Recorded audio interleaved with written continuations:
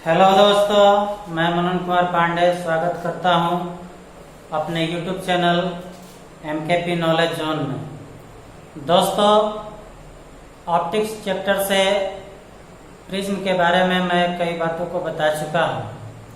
आज उसी के संबंध में आगे भी टॉपिक बताने जा रहा हूं, जिसको आप देखेंगे बहुत मजा आने वाला है। बहुत ही आसान तरीके से मैं समझाने वाला हूँ आपको। ये आपको एकदम बिल्कुल टॉपिक के जैसा लगेगा। तो ये बोर्ड पर मैंने पहले से लिख दिया कि ज्यादा समय न लगे। तो वर्ण विक्षेपण क्या होता है? वर्ण विक्षेपण का शाब्दिक अर्थ होता है वर्णों का विक्षेपित होना, बट जाना। तो जब श्वेत प्रकाश के बारे में हम लोग पहले से पढ़ते आ रहे हैं कि यह 7 रंगों का मिश्रण होता है, जिसमें बैजानिया, पिनाला, विबग्योर, जिसको शॉर्टकट में कहते हैं। तो ये कैसे होता है? तो वर्ण विक्षेपण होता क्या है, इसको सबसे पहले हम लोग समझते हैं। तो अगर हम किसी प्रिज्म से श्वेत प्रकाश की किरणों को डालते हैं प्रिज्म के एक सतह पर,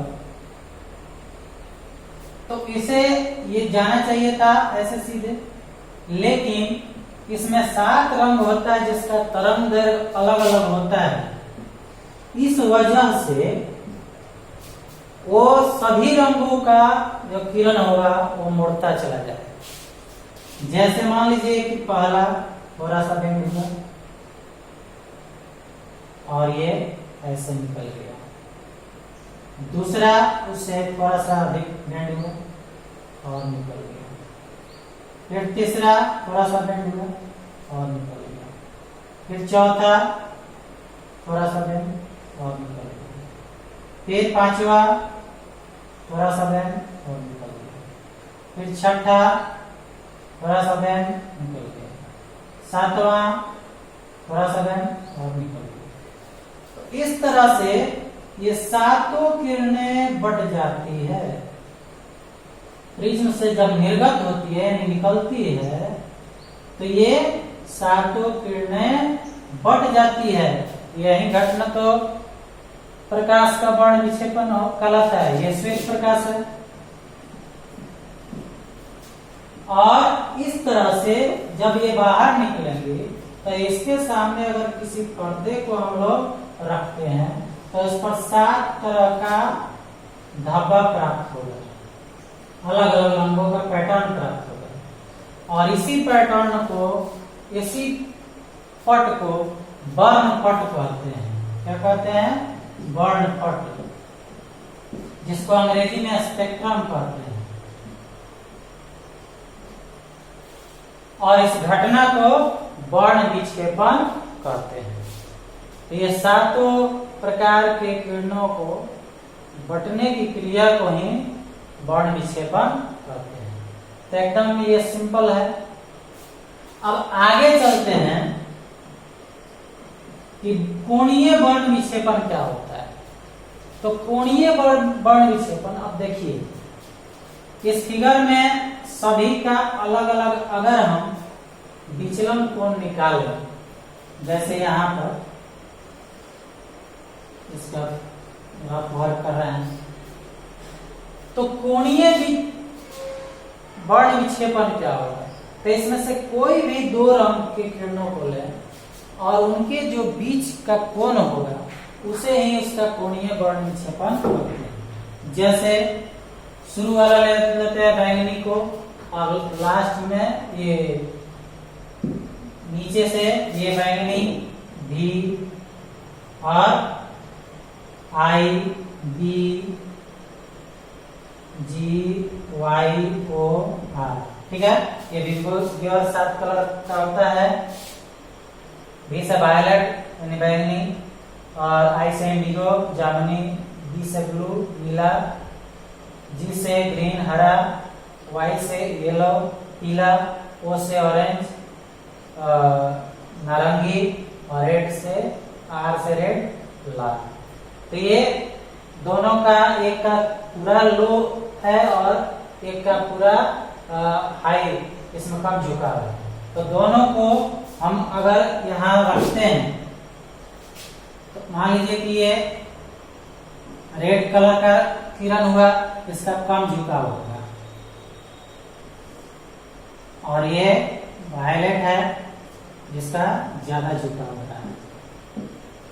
तो इनके बीच के कोण को हम क्या कहेंगे? कोणीय वर्ण विक्षेपण कहेंगे। अगर इसको हम ऐसे निकालें, अब कोणीय वर्ण विक्षेपण में इसका एक रिलेशन होता है इसके विचलन कोण का। तो विचलन कोण क्या होता है जी? तो अगर ये रेड है और ये ब्लू है, तो इसके लिए विचलन कोण क्या हो जाएगा? रेड के लिए तो विचलन कोण हम लोग पढ़े हैं कि डेल्टा होता है। तो यहाँ पर रेड के लिए डेल्टा को सूचित कर देंगे डी आर, रेड को सूचित कर डेल्टा आर, और वायलेट को अब इसको ही बढ़ाएंगे पीछे की ओर। तो वायलेट के लिए हो जाएगा, यहां से वायलेट के लिए हो जाएगा डेल्टा भी, यानी ये ज्यादा झुकाव होगा इसका। अब इसी को आगे की ओर बढ़ा देंगे, ये एक दूसरे को क्रॉस करेगा और ये एंगल बनेगा जिसको थीटा से सूचित किया जाता है। यहां भी इसको सूचित कर सकते हैं क्योंकि ये इसी का हिस्सा है। तो कहता है कि इन दोनों के अंतर को, इन दोनों के बीच के कोण को, यानी दोनों के बीच का कोण कितना हुआ? तो ये वाला, तो टोटल में से इसको घटा देंगे, सॉरी ये हुआ, ये इसके लिए हुआ, ये इसके लिए हुआ डेल्टा आर, और ये टोटल इसके लिए हुआ डेल्टा भी। तो ये जो अंतर होगा यानी ये थीटा, वो बड़े वाले में से, ये बड़ा वाला कोण डेल्टा भी हुआ और छोटा वाला कोण डेल्टा आर हुआ। तो इसका अंतर निकालेंगे तो डेल्टा भी माइनस डेल्टा आर निकाल देंगे। तो इसका ये कोणीय वर्ण विक्षेपण कहलाएगा। ठीक है, यानी दो रंगों की निर्गत किरणों के बीच का जो कोण होगा उनका कोणीय वर्ण विक्षेपण कहलाता है। अब चलते हैं वर्ण विक्षेपण क्षमता के बारे में। तो हमने कोणीय वर्ण विक्षेपण को निकाल लिया, तो एकदम आसानी से वर्ण विक्षेपण क्षमता भी निकल जाएगा। तो देखते हैं कि किसी प्रिज्म के लिए दो रंगों, और अधिकांशतः हम लोग बैंगनी तथा लाल को ही यूज करते हैं क्योंकि इनके बीच का डिफरेंस अधिक है, और इसके लिए जो माध्य किरण होता है वो पीला होता है, क्योंकि पीले रंग का जो तरंग दैर्घ्य होता है या इसका अपवर्तनांक होता है वह इन वायलेट और रेड यानी बैंगनी और लाल रंग के किरणों के लिए उनके जो औसत निकालते हैं उसके करीब करीब बराबर होता है। इसलिए वायलेट और रेड के लिए पीले रंग का ही हम लोग माध्य के किरण के रूप में यूज करते हैं। तो क्या होता है कि ये कोणीय वर्ण विक्षेपण क्षमता में इस माध्य किरण के विचलन कोण से डिवाइड कर देते हैं, यानी उनका अनुपात निकाल देते हैं, तो वर्ण विक्षेपण क्षमता निकल जाता है। तो मैं ये आशा करता हूँ कि इतना बात आप लोगों को समझ में आ गया होगा। अब इसको हम मिटाते हैं। तो इस तरह से वर्ण विक्षेपण क्षमता अगर निकाले, वर्ण विक्षेपण क्षमता, वर्ण विक्षेपण क्षमता, तो ये हो जाएगा बराबर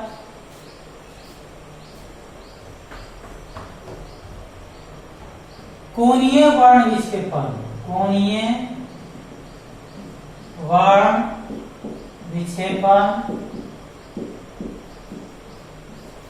बटा माध्य किरणों या किरण का माध्य किरण का विचलन कोण। तो हमने देखा, और बाण विक्षेपण क्षमता को ओमेगा से सूचित किया जाता है, तो ओमेगा ऐसे डब्ल्यू की तरह, और कोणीय बाण विक्षेपण को थीटा से, तो इस तरह से थीटा बाई ये हो जाएगा डेल्टा, और पीला है तो एल, इस तरह से हो जाएगा हमारा delta V minus delta R बटा डेल्टा 1। अब इसको फिर हम लोग सॉल्व करेंगे। तो अब देखिए, इससे पहले हम लोग पढ़ चुके हैं कि विचलन कोण डेल्टा बराबर होता है प्रिज्म कोण यानी A इंटू म्यू यानी अपवर्तनांक माइनस 1। ये फॉर्मूला होता है विचलन कोण निकालने का। तो इस तरह से यहाँ पर नामकरण केवल चेंज हुआ है, बाकी सब वही रहेगा। तो इस तरह से ओमेगा बराबर हो जाएगा डेल्टा V के लिए हो जाएगा A, प्रिज्म कोण नहीं बदलेगा, वो इनके वैल्यू के लिए प्रिज्म कोण का मान नहीं बदलता है। तो यहाँ हो जाएगा A इंटू V के लिए म्यू V हो जाएगा -1, और माइनस डेल्टा R के लिए A इंटू म्यू R -1, और बटा डेल्टा Y के लिए A इंटू म्यू Y -1। अब इसमें से दोनों में से ऊपर एक कॉमन है तो ये निकाल लेंगे, तो म्यू V -1 और माइनस कॉमन है तो जो प्लस होगा माइनस, ये हो जाएगा माइनस म्यू R, और ये माइनस है तो प्लस हो गया 1, और बटा म्यू Y -1 और इंटू A हो जाएगा, A से A कैंसिल हो जाएगा, और -1 + 1 कैंसिल हो गया। तो इस तरह से ओमेगा इक्वल टू हो जाएगा mu V minus mu R बटा म्यू Y -1। ये होता है बाण विक्षेपण क्षमता का व्यंजक यानी सूत्र। तो मैं ये आशा करता हूं कि यह वीडियो आप लोगों को बहुत ही आसानी से समझ में आ गई होगी। तो आपसे यह अनुरोध है कि मेरे चैनल MKP नॉलेज जोन को शेयर करें, सब्सक्राइब करें, लाइक करें, और कमेंट करें कि यह वीडियो कैसा लगा, और अच्छा कमेंट हमको मिलने की आशा है। और वीडियो को अंत तक देखें समझने के लिए, बहुत मजा आने वाला है। आप देखते रहे मेरे चैनल को, मैं बराबर वीडियो आप लोगों के लिए अपलोड करता रहा हूँ। धन्यवाद।